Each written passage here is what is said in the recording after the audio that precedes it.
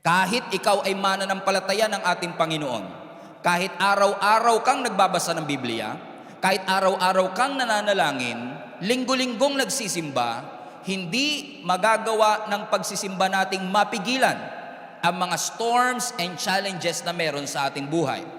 However, ipinangako rin naman ng ating Panginoon na kung dadaan tayo sa mga pagsubok, kung tayo ay mananampalataya at kakapit sa Diyos, may ipinangako naman ang Diyos na kaligtasan sa lahat ng mga taong nananalig sa Kanya. Sabi ng Panginoon, I will be with you. I will protect you. I will deliver you. I will keep you from harm. If you will remain under the shadow of the wings of the Almighty, there is a promise na merong kaligtasan sa presensya ng ating Panginoon.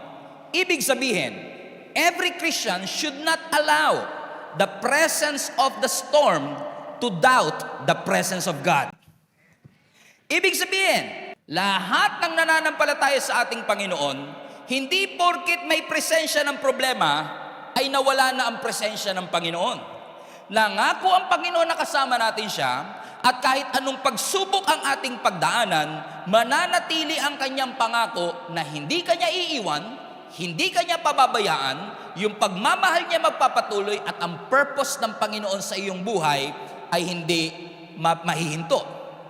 Madalas, kapag tayo ay nakakaranas ng bagyo, ini-interpret natin ang bagyo bilang humahadlang para maranasan natin ang pangako ng Panginoon. So in our interpretation, kahit hindi nyo ako pinapansin, some storms in our life are standing in the way of God's promise. But what if the storms in your life are the way to the promises of God? What if yung inakala mong hadlang, yun ang tanging paraan para pag nalagpasan mo yung pagsubok, yun ang tanging paraan para madala ka ng Lord sa next level at next season ng ating buhay. Ito po yung context ng pinag-uusapan natin sa Acts chapter 27. In fact, yung Acts 27 po, ang last recorded journey ni Apostle Paul.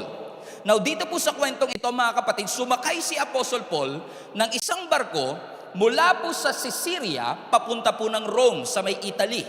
Kasama po ni Apostle Paul ang 276 prisoners. Kasama niya, bakit to mga kapatid? Sapagkat si Apostle Paul po, nung siya ay nasa Jerusalem, inakusahan po siya na nag-i-incite ng riot. Siya daw po ay nagke-create ng confusion sapagkat ipinapangaral po niya ang muling pagkabuhay ng ating Panginoong Hesus. Now let me just break it down to you. Si Apostle Paul kasama ang mga disciples of Jesus Christ.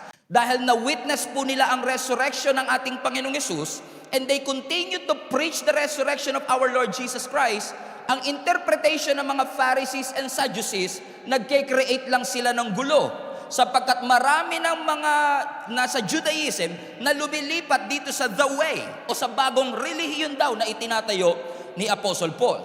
Kaya ang sabi ng scripture, dahil siya ay nag-i-incite ng riot at pakiramdam nila dinidisrespect niya ang mga Pharisees and Sadducees, ipinakulong nila ngayon si Apostle Paul sa Jerusalem.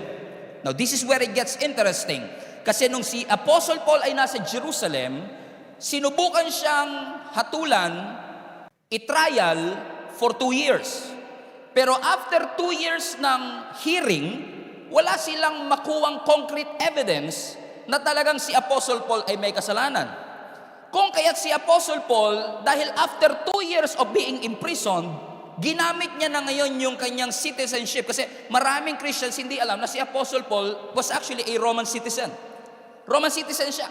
So dahil siya ay Roman citizen, ginamit ngayon ni Apostle Paul yung kanyang pagiging Roman citizen para sabihin, pakiramdam ko, hindi fair yung trial dito sa Jerusalem. I want to go to Rome para iharap at iakyat yung kaso ko papunta kay Caesar. Gets niyo mga kapatid? So dahil pakiramdam niya, hindi patas ang trato sa kanya sa Jerusalem, nag-demand ngayon si Apostle Paul, gusto ko makapunta sa Rome, doon niyo ko hatulan sa Korte Suprema. Ibig sabihin mga kapatid, yung journey na ito, na siya'y nasa barko, papunta si Apostle Paul sa Rome para sana iakyat ang kanyang appeal kay Caesar mismo. However, si Apostle Paul ay sinama sa 276 na prisoners para sila ay makarating doon sa Italia, sa may Rome. At base po sa kwentong binasa natin at sa text na binasa natin, hindi pa man sila nakakarating sa unang destination, nahirapan na sila sapagkat naka-encounter sila ng matinding bagyo. Are you still following so far? So ang purpose ni Apostle Paul pumunta ng Rome para i-appeal ang kanyang kaso, pero wala pa sila dun sa Rome, nakaranas sila ng matinding bagyo. Spoiler alert. Alam niyo po ba, pag binasa niyo yung 44 verses ng Acts 27, makikita po ninyo na yung barkong sinasakyan ni Apostle Paul, lumubog din.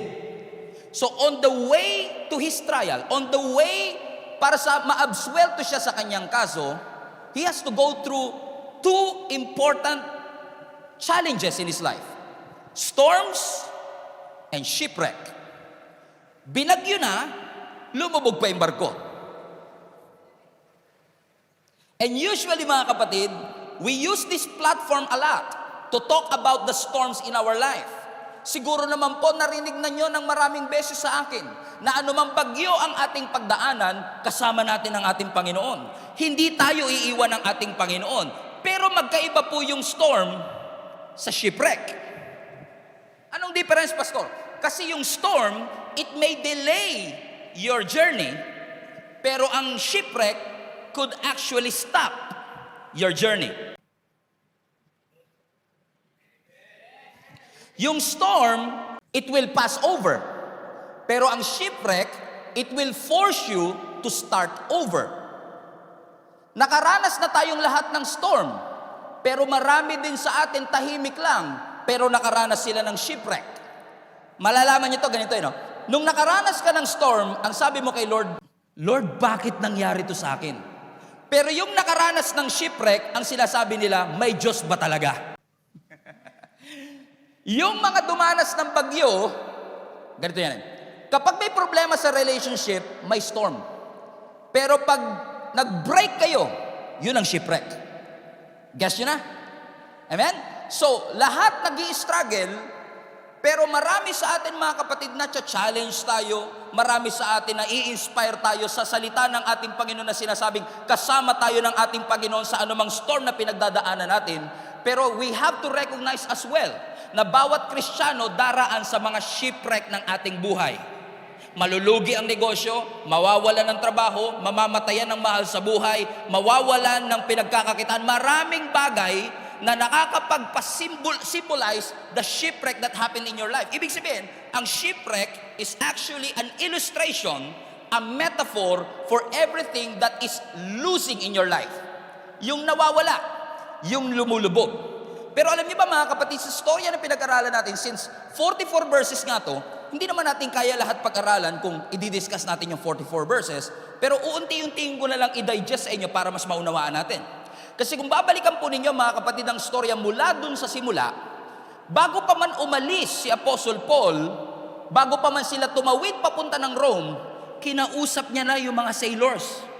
Ang sabi niya sa verse 10, Men, I perceive that this voyage will end with disaster and much loss, not only of the cargo and ship, but also our lives. Are you still with me? Let's read that again. Ang sabi ni Apostle Paul sa mga sailors, now listen, si Apostle Paul, tent maker, si Apostle Paul, minister of the word. Now itong minister of the word at tent maker, pinapangaralan yung mga actual na seaman. Para sabihin, guys, wag nyo nang tuloy. Mapapahamak tayong lahat.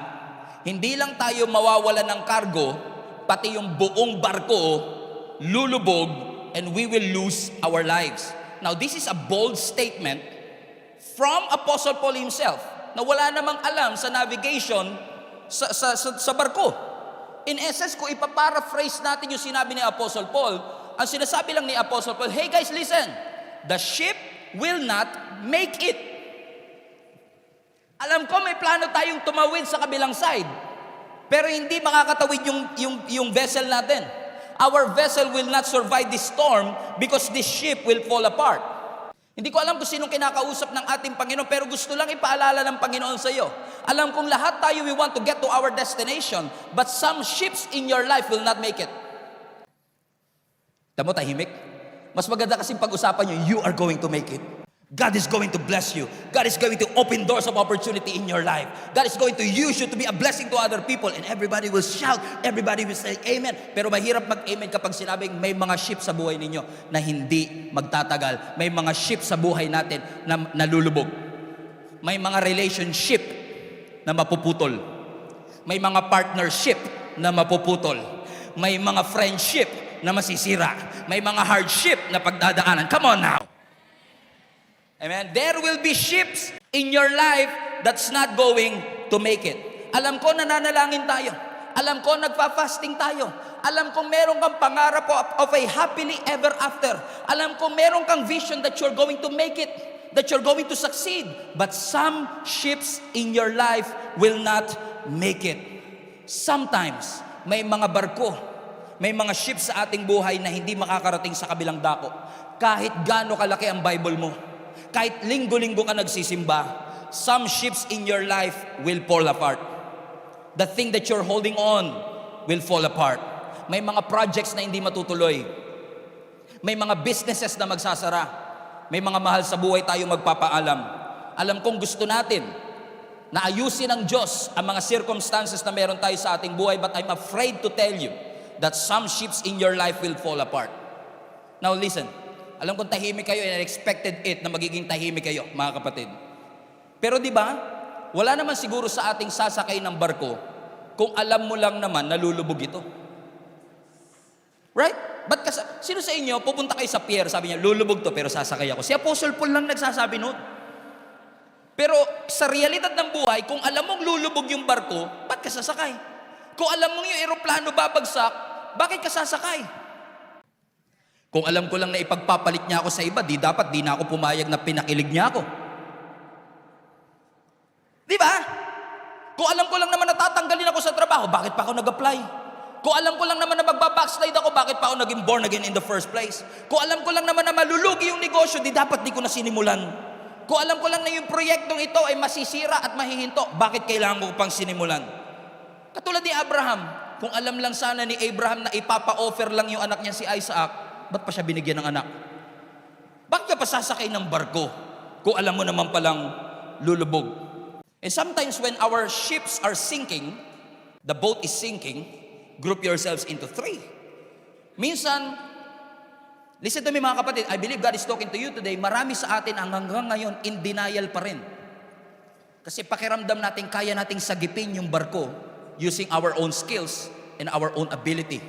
But listen to me, no amount of skill can stop the ship from sinking if God allowed it to happen. Kahit gaano tayo katalino at katalented, if God allowed it to close, it will close. If God allowed it na mawala, mawawala siya. It's part of our life. May itinuturo ang Panginoon sa mga shipwrecks ng ating buhay. Yes, all of us will go through storm. All of us are prepared for the storm. But I want you to be prepared for the shipwrecks that's going to happen in your life. Dadaan po ang shipwreck, mga kapatid. Eh sabi ko nga sa Lord, Lord, napakapalad ng simbahang ito, tinuturuan mo kami na maging handa sa mga shipwreck ng aming buhay. Kasi kung gusto lang tayong pasigawin ng Panginoon, sasabihin ng Panginoon, huwag kayong mag-alala. Dahil hindi kayo iiwan ng Panginoon, hindi kayo malulungkot. Pero hindi yun ang totoo. Lahat tayo dadaan sa kalungkutan. Lahat tayo dadaan sa pagkalugmok. Lahat tayo dadaan sa pagbagsak. Lahat tayo dadaan sa shipwreck. Pero gusto ng Lord na maging handa tayo na kapag dumaan tayo sa shipwreck ng ating buhay, lumubog man yung barko, yung pananampalataya natin ay hindi sasama sa paglubog ng barko. Listen to me mga kapatid, huwag mong masyadong hawakan yung mga ship ng iyong buhay. Your ship is not your savior. Your business is not your savior. Your talent is not your savior. Your education is not your savior. That relationship is not your savior. Your dream guy is not your savior. Jesus is our savior. Hold on to Him. Lahat ng ship na yan, posibleng lumubog. Posibleng bumagsak. Pero tatandaan nyo mga kapatid, hindi tatanggalin ng Diyos ang isang bagay na kakailanganin mo sa next season. Kung tinanggal ng Panginoon, ibig sabihin, hindi mo kailangan. Ang hirap mag-amen doon, Brad. Ang sakit sa pakiramdam kasi, pagtanggalan, o paglugian, ganon, pagkawalaan, iwanan, ang hirap doon. Ang mas masarap pag-usapan, hindi kayo iwan ng Panginoon. God is going to bless your business. God is going to open doors of opportunities in your life. Pero can you still praise God kahit tinanggal niya? Can you hold on to your faith? Can you stay in faith even though you have an excuse to walk away? Because some ships in your life will sink. May mga bagyo, may mga parte ng ating buhay na lulubog. May mga parte ng ating buhay na hindi mananatili forever. Pero kapag kinuha ng Panginoon, ibig sabihin, hindi mo kailangan sa next season ng iyong buhay. In fact, kahit mawala ang transportation, kaya ka pa rin dalhin ng Lord sa destination, kasi after all, transportation lang siya, pero maraming pwedeng gamitin ang Lord na transportation para pagpalain ka. We don't want shipwrecks. Pero let's step back a little bit. Let's just put the context on the story. So yung barko ay papunta ng Rome. Si Apostle Paul, kasama ang 276 prison, mula si Syria, papunta sila ng Italy. However, ang sabi ng ibang verses na hindi na natin binasa, nung sila'y nag-journey na, ang lakas ng headwind. Ibig sabihin, yung wind was contrary to them. Unfortunately, gusto man nila maglanding sana sa Phoenix, dinala pa sila ng hangin sa open sea. Dinala sila sa southwest, kaya mas lalong naging matindi yung kanilang problema. To the point na unti-unti na silang nawawala ng pag-asa, tinapon na nila yung kanilang mga cargo, gumamit sila ng rope para i-hold yung anchor ng kanilang barko, but to no avail, walang nangyari. Ibig sabihin, they tried to save the passenger, they tried to save the boat, but unfortunately, they cannot control what's happening on the boat. So habang sila'y papunta ng Rome, yung kanilang mga stations hindi nila madaanan, nilabas na nila yung kanilang mga lifeboat. Unti-unti na silang nawawalan ng pag-asa sapagkat sa palagay nila, ginawa na nila ang lahat, pero wala pa rin nangyari. Ano kung titignan nyo ang sinasabi ng scripture, 14 days po silang nasa gitna ng dagat, naubusan sila ng pagkain at sa loob ng 2 linggo, hindi nila nakita na sumikat ang araw. At dahil walang pagsikat ng araw, unti-unti na rin silang nawawalan ng pag-asa. Ang sabi ng verse 20, terrible storm raged for many days, watch this, blotting out the sun and the stars, highlight this, until at last, all hope was gone. They tried their best. They tried everything they know how to save the ship from sinking. Tinapon nila ang kanilang bagahe, ginamit nila ang kanilang maritime knowledge to save the ship, but unfortunately, hindi nila masagip yung barko at nawala na sila ng pag-asa. The storm continued raging and they gave up all hope na maliligtas pa sila at makakatawid pa sila to the other side. I don't know who is this for. Pero maaaring yung iba sa inyo sinasabi nyo, there is no way that this marriage is going to work. Parang nawalan ka na ng pag-asa sa relasyon ninyo mag-asawa na maaayos pa. There is no way that I'm going to beat this cancer. I've been battling this cancer for 2 years already. May pag-asa pa ba na unti-unti nang nawawalan ng pag-asa ang iyong buhay? Maaring yung iba sa inyo sinasabi nyo, there's no way that we are going to overcome this financial debt. Masyado nang malaki ang aking utang, lubog na lubog ako sa utang at pakiramdam ko, hindi na ako makakaahon. Or probably some of you are thinking and wondering, there is no way that I'm going to get married. There's no way that I'm going to get pregnant. After everything that you've been through, there's no way that I'm going to succeed. There's no way na makakapagtapos pa ako ng pag-aaral. My hope is all gone. At maaaring nagtataka kayo at nagsasabi kayo sa inyong mga sarili, bakit nga ba minsan hinahayaan ng Panginoon na dumaan ako sa mga shipwreck ng aking buhay?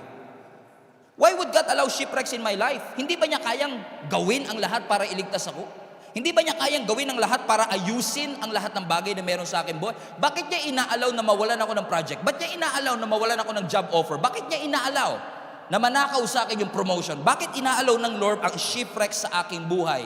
If God is a good God, why do bad things happen to good people? You know what? The answer is in this verse.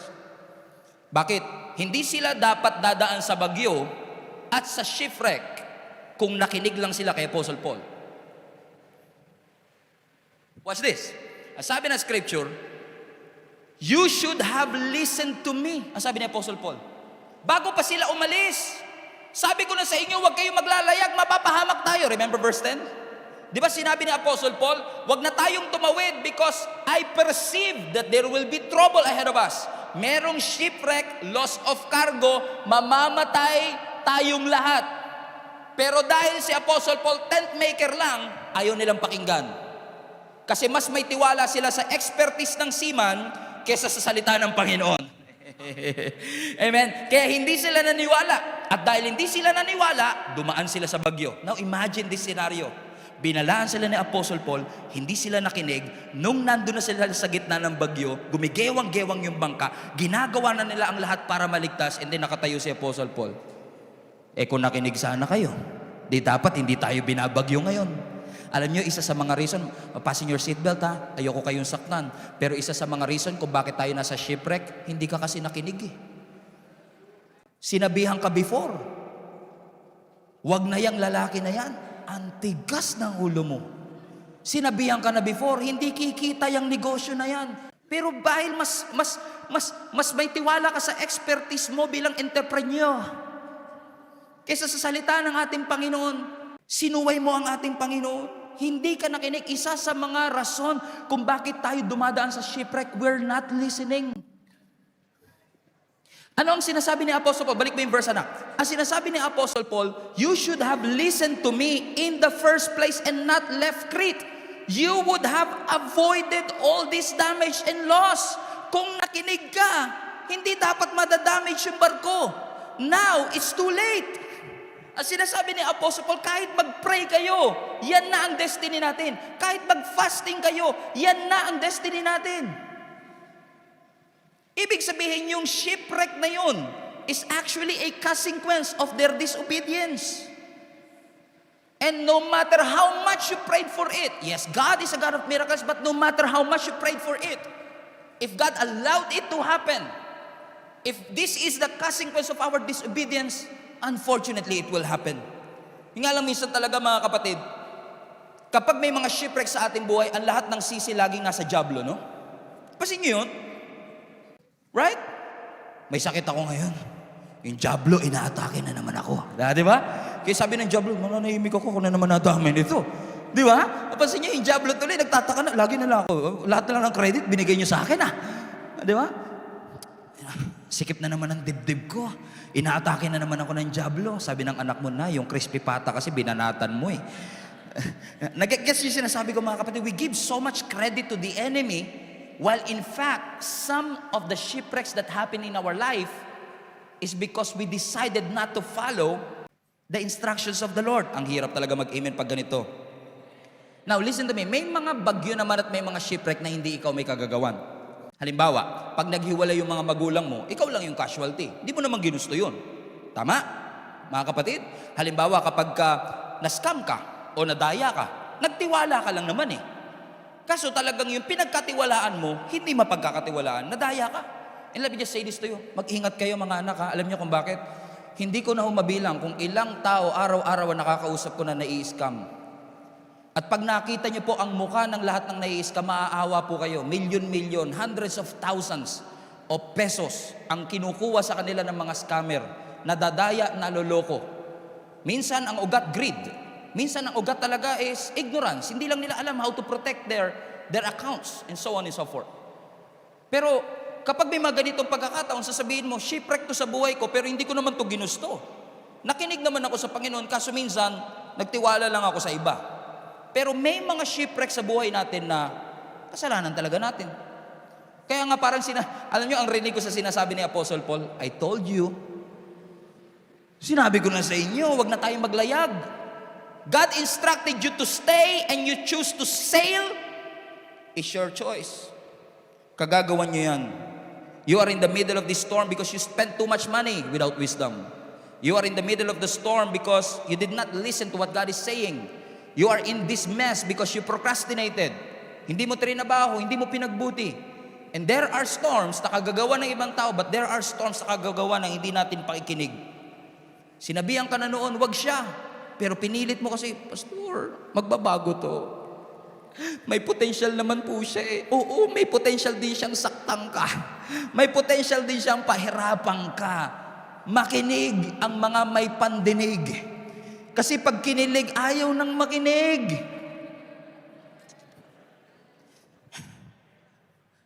Kaya tuloy, they gave up all their hope. Kaya sabi na scripture, they tried to save the ship. Pero dahil alam nila it's their fault, finally they gave up. Wala na talaga. Wala nang pag-asa. Pero hindi naman lahat ng shipwreck dahil hindi tayo nakinig. Minsan may mga shipwreck kasi mali ang season. Mali ang season. Watch this. Ang sabi ng verse 9, yung verse 10, kung naalala ninyo, sinabi ni Apostle Paul, huwag kayong maglalayag. Kasi kapag naglayag kayo, mapapahamak tayo, lulubog yung barko. Naalala nyo pa mga kapatid? So bago sabihin ni Apostle Paul yung verse 10, sinabi muna niya yung verse 9. Kasi bago 10, 9 muna. Wow, nakakilabot. Woo! So bago sabihin ni Apostle Paul, huwag kayong maglalayag, ano ang dahilan? Ba't niya nasabing huwag kayong lumarga? Ito ang dahilan, verse 9. Ang sabi niya, we had lost a lot of time. The weather was becoming dangerous for sea travel. Why? Because it was so late in the fall. And Paul spoke to the ship's officers about it. Pero hindi nakinig yung officer. Komprende mga kapatid? So ano ang dahilan kung bakit yung barko ay na-shipwreck? Number 1, hindi sila nakinig. Number 2, naglayag sila sa maling panahon. Kasi nung naglalayag sila, it was so late in the fall. Ibig sabihin, winter is coming already. At dahil winter is coming, yung kanilang journey ay hindi na nasa tamang season. Ibig sabihin mga kapatid, they are in the right place, but they are sailing on the wrong season. Hindi nila sinunod yung timing na ginugusto ng Panginoon o yung timing na safe sa kanila. Pinilit nila kahit mali ang season. Pinilit nila kasi madaling-madali sila. Pinilit nila kasi atat na atat sila. Huwag kayo masasaktan, hindi kayo ito taga-ibang church to. Pinilit nila kahit sinabihan na silang wag na. Pinilit nila kahit binalaan na silang wag na. Pinilit nila kahit alam nila maghihirap. Pinilit nila. Hindi kayo to. Iba to. Sabi sa iyo, hindi pa tamang panahon to get married. Hindi pa tamang panahon para mag-start ng business. Yung location na yan is not suitable para magtayo na. Pero hindi tayo nakinig kasi nagmamadali tayo. Kaya kahit too late in the fall, we want to pursue the journey. And that's what they did. And because they pursued the journey, they encountered a shipwreck. Hindi nakinig. Maling season. So, they did not listen. They are not listening. They are not in the right season. Pero kaya rin lumubog yung barko, hindi lang dahil they are not listening, they are not in the right season. Actually, they are not on the right boat. Okay, they are not on the right boat. So, they're not listening, not the right season, not the right boat. Paano ko nasabi mga kapatid?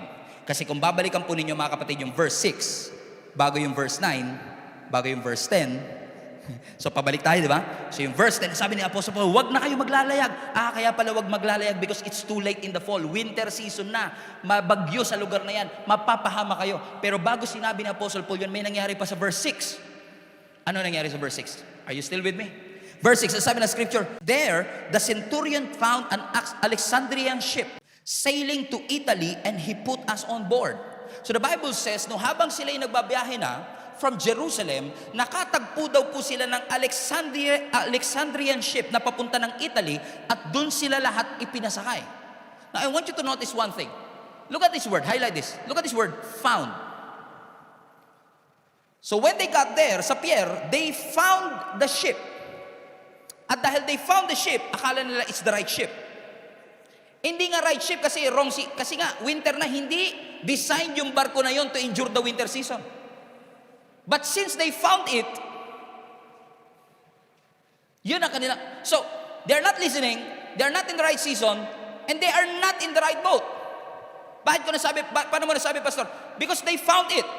Pero hindi porket nahanap nila, inordain ng Panginoon.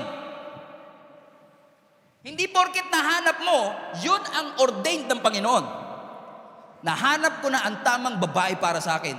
Wow, you found it, congratulations. Pero yun ba ang ordained? Yun ba ang inilaan? Yun ba ang binigay? I found the right business. I found the right location. I found the right project. There's no wrong in finding the right thing. Pero hindi lang finding ang importante sa faith natin. Dapat ordained ng ating Panginoon. And one of the reasons why we are going through shipwrecks kasi nagsisettle tayo sa nakita natin without even praying, is this the right thing to do? Is this the right ship to sail? Is this the right season to sail? And many of us are struggling to survive. Because nakita natin, but it doesn't mean inordain ng Panginoon. Hindi naman sinabi ng Panginoon, basta makita mo, yun na yun sa'yo. Hindi. Ipag-pray mo yung ibibigay ng Panginoon sa'yo. Just because you found it doesn't mean it's God's ordained for you. Nakita pero hindi pinag-pray. Nakita pero hindi sinangguni sa ating Panginoon. They found the ship in Alexandria. But that ship is not meant to sail on winter season. Simula pa lang, disaster na. Kaya pala sabi ni Apostle Paul, disaster yan. Pero ayaw nila makinig kay Apostle Paul. Kaya minsan, di ba, nung nakita mo, baliktad tayo, nung nakita mo, kahit maling season, tinuloy mo pa rin. Kaya minsan, kahit mali na yung season, kahit nakita mo, talagang si Lord mabuti pa rin, maglalagay siya ng mga tao magpapaalala sa iyo, anak, mali yan. Pero pagka in-ignore mo pa rin yung last na yun, talagang mapupunta ka na sa storm. Mapupunta ka na talaga sa shipwrecks ng iyong buhay. Sobrang tahimik, no? Grabe. Ay, nako. Sabi ko nga kay Lord, wag na to. Hindi, tatahimik lang sila dito. Amen? Because some things in your life will fall apart. Because sometimes we're not listening. Sometimes we are in the wrong season. And sometimes we are in the wrong boat. Nakakalungkot pa minsan. Kapag tayo ay dumaraan sa storms in life, kapag tayo dumadaan sa mga shipwreck ng ating buhay, we allow our Christianity to be the casualty of our faith. Di ba minsan, ang casualty ng problema, pananampalataya natin. Dahil dumaan sa shipwreck, huminto na rin sa pagsisimba. Dahil dumaan sa shipwreck, huminto na rin sa pananampalataya sa Panginoon. I've been talking to one of the attendees kanina ng 9 a.m. service and she was touched with the message. Sabi niya sa akin, Pastor, yung message na ito tingin ko para sa akin. Kasi naniniwala ako, Pastor, na nung dumaan ako sa mga shipwreck at mga pagsubok ng aking buhay, sinubukan kong huminto sa aking pananampalataya. In fact, kaninang umaga, wala akong plano makinig ng preaching, kahit online. Pero gumawa ang Diyos ng paraan. Sinaksak ng nanay ko sa Bluetooth speaker yung preaching mo. Kaya kahit nasan akong bahay, narinig ko. At buti na lang, narinig ko yung preaching, Pastor. Kasi nung narinig ko yung preaching, nabigyan uli ako ng pag-asa. You know why? This is not a laughing matter, you know why? Because she attempted suicide this week because of the shipwreck that she went through. But thanks be to God, nireplenish ng Lord yung hope na meron siya at nag-press on siya. Kapag dumadaan ka sa shipwreck, huwag mong ihinto. Ihinto mo yung pagrereklamo, ihinto mo yung pagdududa, pero huwag mo ihinto yung pananalangin. Huwag mo ihinto yung pagsisimba. Huwag mo ihinto yung pananampalataya sa Panginoon. Huwag mo ihinto ang pagbabasa ng salita ng ating Panginoon. So pwede ba tayo magkaroon ng commitment sa 2024 that whatever it takes, whatever happens in our life, dumaan man tayo sa storms and shipwreck ng ating buhay, hindi natin hahayaan na yung prayer life natin ang maging casualty ng ating problema. Hindi natin hahayaan na yung ating Bible reading ang maging casualty ng ating problema. Hindi natin hahayaan na yung relationship natin sa Panginoon ang maging casualty ng ating problema. Ano mang pagsubok na dumaan sa aking buhay, hindi mawawala yung pagiging masiyahin ko, hindi mawawala yung pagiging positibo ko, hindi mawawala yung pananampalataya ko sa ating Panginoon. Magiging mapagmahal, mapagbigay pa rin ako, at magpapatuloy ako at maglilingkod sa Panginoon hanggang wakas. All glory to the Lord.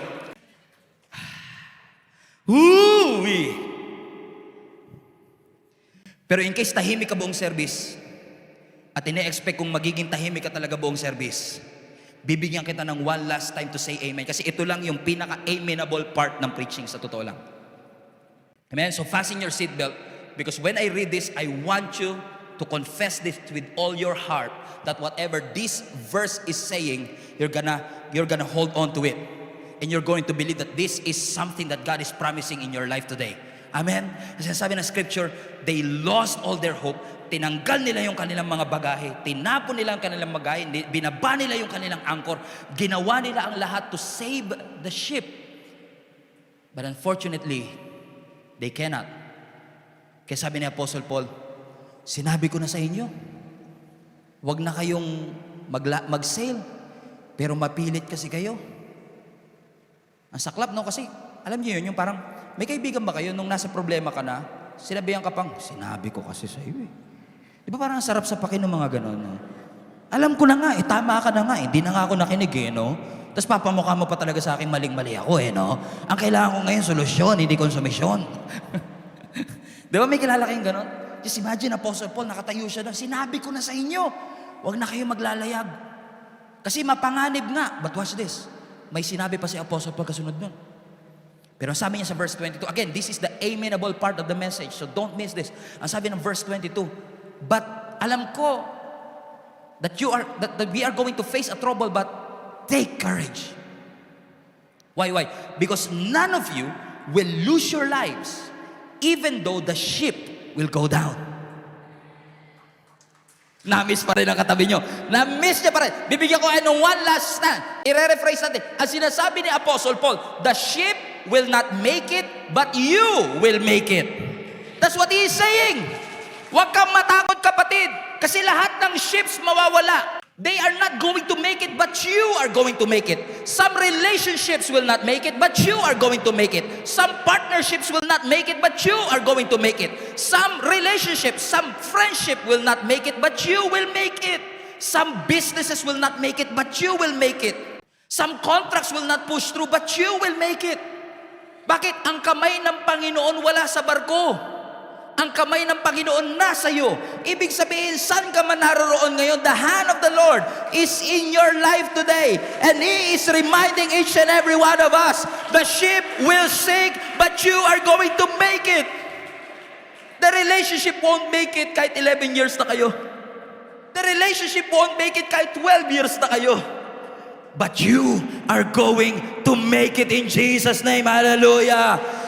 Hallelujah! Alam ng tao kung gaano kabuti ang ating Panginoon, pero ikaw lang ang nakakaalam kung gaano kabuti ang Panginoon sa iyong buhay, na hindi ka niya pinabayaan, hindi ka niya iniwan sa anumang circumstance na iyong pinagdadaanan. So i-confess mo sa iyong sarili, nasasaktan ako but I'm going to make it. Nahihirapan ako but I'm going to make it. The ship will sink but I'm going to make it. In Jesus' name, I'm going to make it.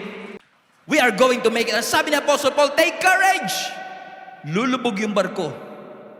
Pero you are going to make it. I don't know. Hindi ko alam kung sino yung kausap ng Panginoon, pero sinasabi ng Panginoon sa iyo, huwag kang mawawala ng pag-asa, kapatid. May pangako ang Panginoon sa iyo. Ang purpose ng Panginoon sa iyo ay hindi nakadepende sa barkong sinasakyan mo. Hindi hihinto ang purpose ng Panginoon dahil lang may mga nawalang bagay sa iyong buhay. The loss of a loved one is not the end of the purposes of God in your life.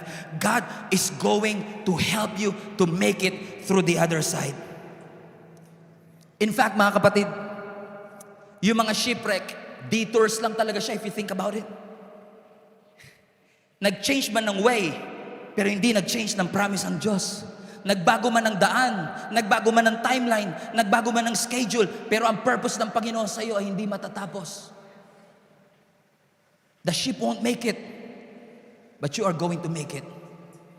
You know, sometimes, I don't know who is this for, pero minsan, gusto lang talaga tayong yakapin at paalalahanan ng Panginoon na baka we put too much confidence on our boat.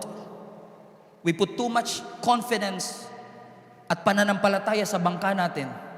Nakakala natin trabaho ang mag-aawon sa atin sa hirap. Naakala natin yung gamot ang makakapagpagaling sa ating kasakitan. Na yung doktor na yan ang makakapagbigay ng lunas sa akin. You're holding on so much and putting so much confidence on your ship na kapag nawala yung ship, nawala ka na rin. Pero hindi porkit nawala ng trabaho, iniwanan ka na ng Panginoon. Hindi porkit nawalan ng negosyo, iniwan ka na ng ating Panginoon. Ang sabi ng Panginoon, merong assurance na dadalin pa rin kita sa kabilang dako nito. Listen, may pangako ang Diyos. Yun yung pangawakan mo. Have the faith to believe. And start speaking not what you see, but what you want to see. Do you want to see breakthrough? Speak about breakthrough. Speak about miracle. The ship will not make it. But you, by the grace of God, you're going to make it. Sabi ko nga sa sarili ko, grabe si Apostle Paul, no? Ang taas masyado ng confidence niya para sabihing, lulubog yan. Hindi tayo makakatawid sa other side. At nung nagpapanik-panik na sila, tinatapon nila yung cargo. Sabi niya po, sabi ko kasi sa inyo, ayaw nyo pero nandun din siya. Sabi ko nga sa sarili ko, bakit nga ba si Apostle Paul, confident na confident siya, that the ship won't make, kasi sinabi niya, hindi pa nangyayari, binanggit niya na eh. Sabi niya, the ship won't make it, but we will make it. Saan niya kinuha yung confidence na yun? Kasi, ang sarap tapusin nito yung message, no? Pag uwi ninyo, I'm going to make it. I'm going to make it. Pero anong pinangahawakan mo para sabihin you're going to make it? So, it's a shallow preaching. Walang depth, walang lalim. Pero ano ang meron kay Apostle Paul? Ano yung nangyari sa kanya? Bakit sobrang confident siya that he's going to make it? Alam niyo kung ano, mga kapatid? Kasi the night before they sailed, nangusap ang Panginoon sa kanya. Watch this. Ang sabi ng verse 23, and I'm going to close with this. For last night, the angel of the Lord to whom I belong and whom I serve stood beside me and said, verse 24, don't be afraid, for you will surely, not maybe, you will surely stand trial before Caesar. And what's more, God in His goodness has granted safety to everyone sailing with you. Para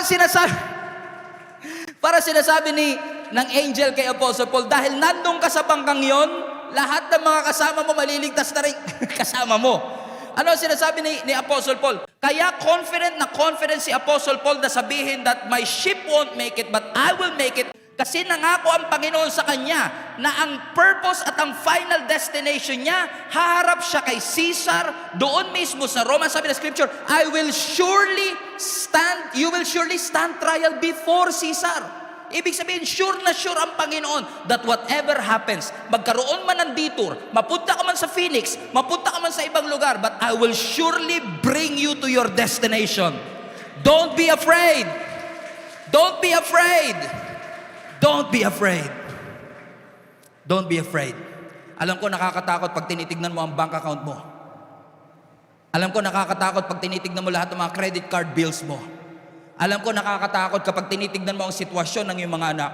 Paano ko sila mapagtatapos? Paano ko sila mapag-aaral? Alam ko nakakatakot pag tinitignan mo ang mga magulang mo nangihina. Paano na lang pag kinuha sila ng Panginoon? Pero gusto ko lang sabihin sa iyo, kapatid, ano ang bagay na tatanggalin ng Panginoon sa iyong buhay? Ibig sabihin, hindi mo kakailanganin sa next season ng iyong buhay. I want each and every one of us to go through 2024 at magkikita-kita ulit tayo sa 2025 na lahat tayo nakaranas ng shipwreck pero nakangiti pa rin tayong lahat. Lahat tayo nakaranas ng shipwreck pero hindi tayo sumuko sa ating Panginoon. Nawalan tayo ng trabaho pero hindi tayo nawalan ng pananampalataya sa ating Panginoon. You were pressed but not crushed. Persecuted, not abandoned. Struck down, but not destroyed. Limited, but determined. Lubog, pero hindi lunod. Bumagsak, pero hindi wasak. Piniga, pero hindi nadurog. Why? Because God is with us. Hallelujah. God is with you, my friend. The confidence that we have that we will make it to the other side is the Word of God Himself. God is with you. And because God is with you, you are going to make it. You're not going to make it on your own. You are going to make it because Jesus is